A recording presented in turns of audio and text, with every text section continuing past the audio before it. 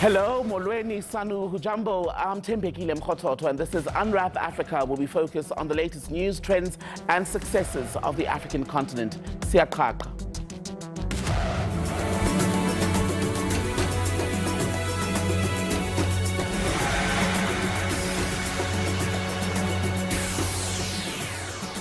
As always, we start the program with a question that we want you to help us answer, in fact. And tonight we want to know if you think Peter Mutharika is fit to lead Malawi to economic prosperity after winning this month's presidential election. We'll take your thoughts on voice note. The WhatsApp number is +27 78459 1897. You can also message us on Facebook, where we are SABC Unwrap Africa, and on X, SABC News _TV is our handle. We'll take a look at your thoughts later, but first a look at the top stories from the continent this week.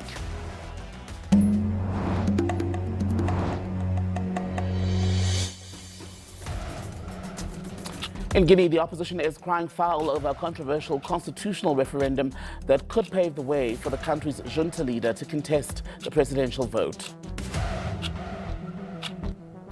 After hinting that he was retiring from politics, Peter Mutharika has won recent elections in Malawi, reclaiming the presidency for a second non-consecutive term. He says he's coming back to rescue the nation.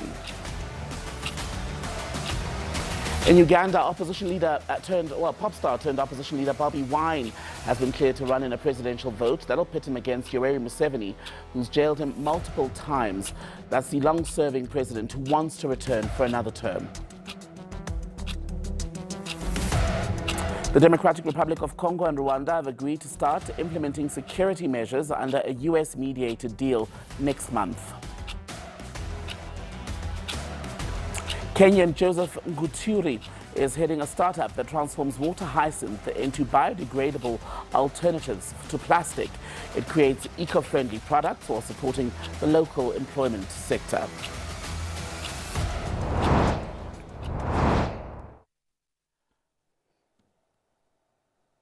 Get you more on one of those main stories. The Democratic Progressive Party of Malawi confident this week that its leader Peter Mutharika will get the country back on track. Mutharika has won the heavily contested elections and defeated the incumbent president Lazarus Chakwera. The former Malawian leader managed to secure 56% of the vote. That's compared to 33% that Chakwera managed to bag. There were scenes of euphoria on the streets of Lilongwe as supporters of Mutharika's party, that's the Democratic Progressive Party, celebrated this victory. Mutharika won elections in 2014 and 2019, but his 2019 victory was nullified ultimately by the country's constitutional court. That was due to multiple irregularities. Malawi's Electoral Commission says that the results reflect the true will of the people. The outgoing President Chakwera has been commended for conceding defeat. Malawi's president-elect, meanwhile, has been receiving well wishes from a number of leaders, including the African Union, that has also praised Malawians for organizing peaceful and orderly elections. So 4 years after the military seized power, voters in Guinea have voted in a referendum resoundingly choosing to implement a new constitution, with 89% supporting the charter. This paves the way for elections to be held in the West African country. Guinea is an important country with a powerful history. Let's speak further about the situation there. Now we're joined by international envoy in the office of the Guinean president, Itai Michael Preston Choto. Good to have you on the program with us, Itai. So there is this referendum, resounding support for an election, but does it guarantee that the vote will be held this year still? Very good morning, Salibonani, to you, and thank you very much for having me here. Yes, well, the referendum was a prerequisite for holding elections. We expect that elections will be held later on this year, expected in December. Certainly before the end of the year, we should be having legislative and presidential elections. That's the roadmap. And as you rightly say, the referendum was rightly to pave way for those significant elections in the country's history. And what about support from the AU and the regional organization ECOWAS? Do you have that? Because after the coup that took place, the country was basically shunned by other African leaders as a result. Do you have their support now as you head into this transition? Well, as you know, that the country was put under sanctions after the military takeover. Sanctions were removed last year. Those are financial and economic sanctions. Earlier this year in June, there was a vice presidential visit from ECOWAS that visited Guinea, supporting their transition into democratic and constitutional rule, but also supporting some national developmental and security issues. During the referendum, we had observer missions from both the ECOWAS bloc as well as from the African Union. And what I also do know is that the observer mission from the AU as well as from the ECOWAS bloc, they held meetings with the Minister of Foreign Affairs discussing how they can support the country during the upcoming electoral cycle. So our brothers and sisters across the continent are helping us. They understand the significance of Guinea. They understand the significance of having a stable, democratic and thriving Guinea. So we do have that support in terms of coordinating the support for the upcoming electoral cycle. Will Mamadi Doumbouya, though, the junta leader, will he run for the role of president, because that has already caused consternation among the opposition in the country? Well, the Constitution certainly allows him to do so. Whether he's going to, I think it's a matter for him to respond to that. But what I do know, having been on the ground, is that his people would want him to run purely because of the work that he's done in a very short space of time, the socio-economic impact that some of his policies, some of his programs have had. I think he will listen to the voice of the people, whether the people want him to run. Surely the referendum results significantly, or probably is a reflection of the will of the people. And I certainly believe that the people of Guinea would love for him to be at the helm of the presidency, at the helm of the country, as the country transitions into this new space. As I say, that he's made significant strides in terms of development in the country in a very short space of time.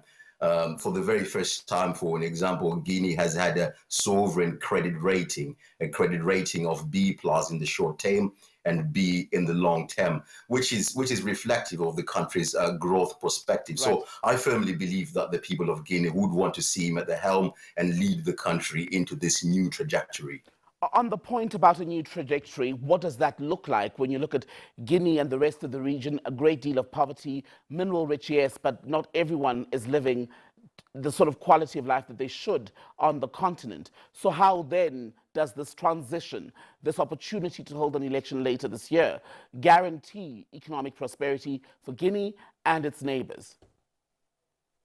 Man, we've already started to see significant progress, and we've got we've got a flagship program called Simandu 2040 that seeks to usher in economic prosperity that should be felt across the country, across the nation, across the region as well. As you probably know, Guinea is considered as a geological miracle across the region, across the continent.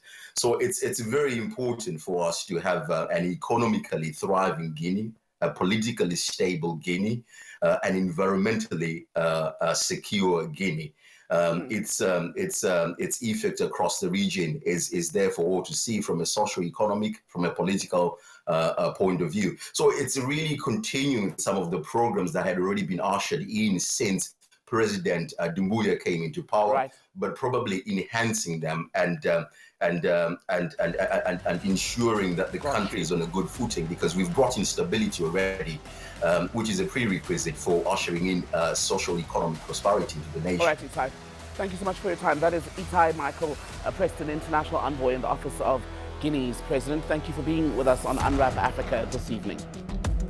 Let's take you back to our question of the day. We were asking you tonight if Peter Mutharika is fit to lead Malawi to economic prosperity. Some of your thoughts have already come in. Let's see what you're saying. One here says, are South African ones any better? Let's put more effort into our own. So this is a South African person replying to the question. One here says, these guys are way past their best date or best buy date. They surely should have pensions stashed elsewhere. His age and fitness raise questions about his ability to lead Malawi to prosperity. Why didn't Shepherd Bushiri contest the presidential elections? That's one there from Dennis Malele. Ford says that Africa is cursed when it comes to electing presidents. Well, so to come on Unwrap Africa, we'll speak to the Legacy Group's chairperson, Bart Dorrestein, about boosting tourism and the upcoming G20 leaders gathering in South Africa.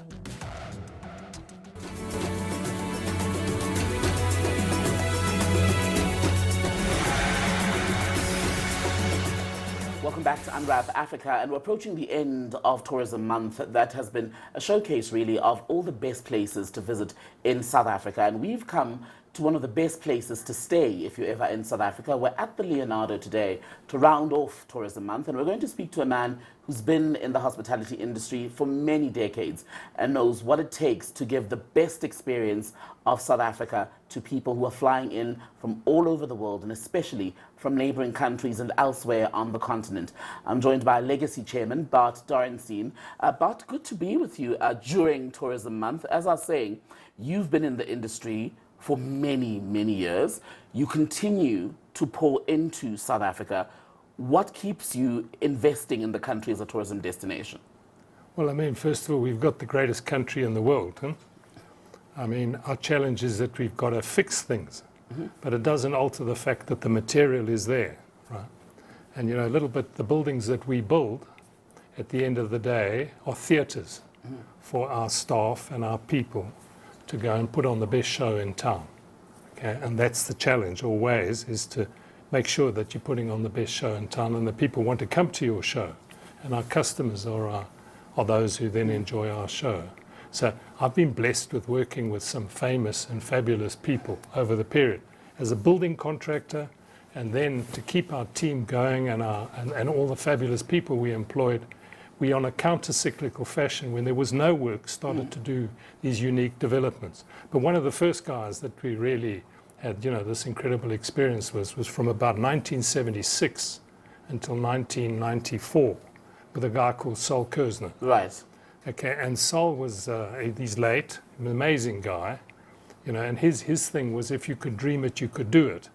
And of course, having the exclusive casino license in South Africa, he was able to invest in these projects, and because they were doing so well, and you know, didn't have a hell of a lot of competition, he put together an amazing show, as we know at Sun City, and the Palace being the culmination of it all. So, and that was the atmosphere that we grew up in, and I was the builder at that time. Okay, and then there was a great leader, a guy called Lucas Mangopi, who his statement to me when I met him and I asked him, why the hell are you taking as a homeland, you know, independence? And his words were, I'm going to rape the apartheid system for as much as I can, for as long as I can, for the betterment of my 3.5 million Tswanas, who are never ever going to be relevant in the bigger picture. I support Madiba being freed and everything and the change, but I, in the meantime, am going to do that. So you had this Kersner and you had Mangopi, right, and you had the Northwest. And in 1994, there was no unemployment in the Northwest, and we were known all over the world. We had heavyweight boxing fights, we had Frank Sinatra, we had Queen, we had everybody under the sun come and visit us. All the big stars went to Sun City, right? And so what Sol taught me was, if you could dream it, you could do it. But in my case, I really loved that, okay? Right. But the second part of it is you had to do it within a budget, because I didn't have an exclusive casino license. So we subsequently did casino licenses in Namibia. We had Miss Universe in Namibia that we hosted to 600 million people on the night of the show, and that put Namibia on the tourism map. So we've had all these lovely cameos of people that we've met, always doing things in a hurry. I mean, we built the show, the right, hotel for Miss Universe in 10 months, right? But that's what I wanted to talk to you about next, how, yes, you've got a strong presence in South Africa, but you're very much a company that operates on the continent. And how do you decide where to go at which point? Because it's all very strategically located, isn't it? Well, you know, first of all, there's always a wonderful statement, blind bliss and ignorance, okay, all right? And if you have passion, and I love Africa, I mean, Africa is just, a dream, okay? But Africa's got the same problems as South Africa, right? And Africa, I always thought that we would never get there. But, the guys our chosen leaders are there for us and not for themselves. On that then, a lot of people are coming for the G20. Their leaders are coming to South Africa in November. They're going to bring many delegations. They'll be in Sandton. No doubt some of them will probably be staying with you. When you look at that opportunity, do you see any chances from the gathering of the G20 leaders and these delegations to help propel tourism and hospitality to the next level? I think in one of your ladies' research, you state that G20 is bringing in 82% of the global economy to South Africa, 85% of the global economy to South Africa. The global economy of every one of those countries, with the exception of a few, is actually driven by an internal economy. Now, we've got to, and we can, develop an internal economy, right? And that internal economy is driven by what we make at home. When we start making things at home, right? Okay, much the same as other countries are sort of starting to say. China's a perfect example of making things at home, or Donald Trump's trying to do that, right? Okay, right. But if we make things at home and we take our underemployed into the economy, 1 million jobs on a monthly basis would in actual fact be putting 250 billion into the economy just turning around. So it's so exciting to get going, to get the train to leave the station, right? Now, I'm a little bit older than I was a few years ago, but I'm just passionately committed to being part of that, right? And to try and get other people to see the opportunity, and not for us. It's far better than having 6 or 7 million people sitting at home, right, on social grants, living at the poverty line or below the poverty line. It's far better to bring them into the economy and to start building things like we did in the years of Mangope and Kersner, etc. But we can do it at scale, and it's exciting. And these buildings are candles of hope. And that's what I wanted to say to you as well, is on the corner of Maud and 5th Street, right, if you go there, there's a monument called the Candle of Hope. We built it at the end of the World Cup, right? And it says, it talks about, if somebody came and told you there's a plan to take our angry and frustrated youth off the streets and convert them from would-be robbers, murderers, and into nation builders, would you listen? Okay, it's there. And that is the story of how we can build our nation internally. And then guess what? The whole globe is going to come and invest us. That's going to be major for tourism. And I think that's a great point to leave it. Bart, thank you so much for speaking to us. Bart Dorrestein, the man at the helm of Legacy. They are among the biggest, if you will, players in the tourism and hospitality industry in South Africa as we bring Tourism Month to an end.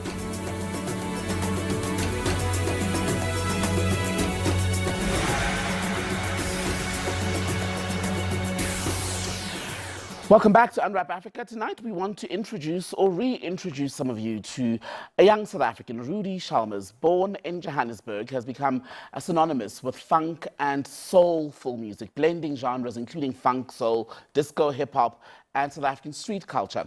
His influences include the likes of Prince, Michael Jackson, and J. Cole. His music, by the way, I heard earlier described as stylish, fearless, and human. Now he's got a new single out, or coming out, Delusion, and Rudy's with me here on set on Unwrap Africa to talk more about your return to the scene, sir.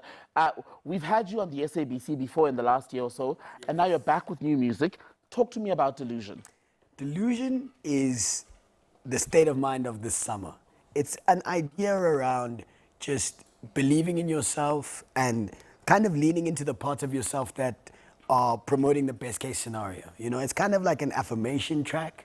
It's a song that you can listen to in the morning, you can listen to in the evening. From a musical standpoint, it's very funk inspired, it's very soul inspired. I'm a big lover of the 80s and the 70s in terms of disco. I think that music just makes me feel happy. It makes me feel bright. It makes me want to dance. And it's the kind of music that I love making. So.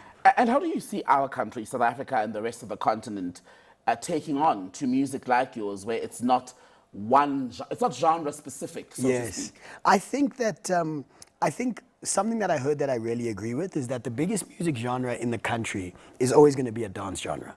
Whether it's amapiano or gqom or, you know, as South Africans, we love to dance. I think South Africans, if you take an average, are the best dancing country in the world. Maybe some people might disagree with me. Are but you one of the best dancers? Look, I think I'm decent. I think I've got a nice two-step. But I think that's why I think South Africans can connect with music, and I think music tells a story immediately. When you hear a song and you receive it, it's almost like an instant impact. So I think South Africans can connect with all types of different music, and I've been pleasantly surprised with the reception I've gotten to my kind of mixture of sounds. I think some people who I didn't really expect to connect with it have connected with it, and I also think another thing is it's not really age specific as well, you know, so you can listen to it with your family, you can listen to it with your friends, you can listen to it on a Sunday braai. So I think it can cross a lot of different spaces. And how do we get our hands on Delusion? Is it available on all the standard streaming platforms? It's on all the standard streaming platforms. You can hear it on Spotify, Apple Music, Deezer, even Bandcamp, and yeah, you can hear it on TikTok as well because I'm posting it every day. So that's where you can get your hands on Delusion. And it's the first single from my EP that's going to come out on the 24th of October called The Chronicles of a Flair Man. And is that the one you're going to play for us in a few minutes? That's the one I'm going to play for you in a few minutes. Rudy Chalmers, everyone. So he's going to play us out so we don't end on a heavy note tonight. But speaking of the politics of the continent, we want to know tonight from you, is Peter Mutharika fit to lead Malawi to economic prosperity after he won the election this week? Let's look at more of your thoughts. One here says, aged 83, fit to lead, with a question mark. He's actually 85, by the way. And then there's one comment here that says, leave that to Malawians. We are busy dealing with corrupt, incompetent, and clueless as well as directionless people. One last one here from Nazim says, hi there Nazim, at the age of 83, Malawians have made a blunder by voting for this ancestor. And a reminder that the comments in that segment, by the way, the comments we've just been looking at are not the views of SABC News. That'll do it for Unwrap Africa. Rudy Chalmers will play us out, but first, the G20 Special Focus Program is coming up in a few minutes, and tonight they're looking at fair global trading, the fair global trading system. It'll also bring you a wrap of the G20 Foreign Affairs Ministers meeting recently held in New York on the sidelines of the United Nations General Assembly. I'll see you back here at 8 p.m. next week. This is Unwrap Africa. Thanks for watching.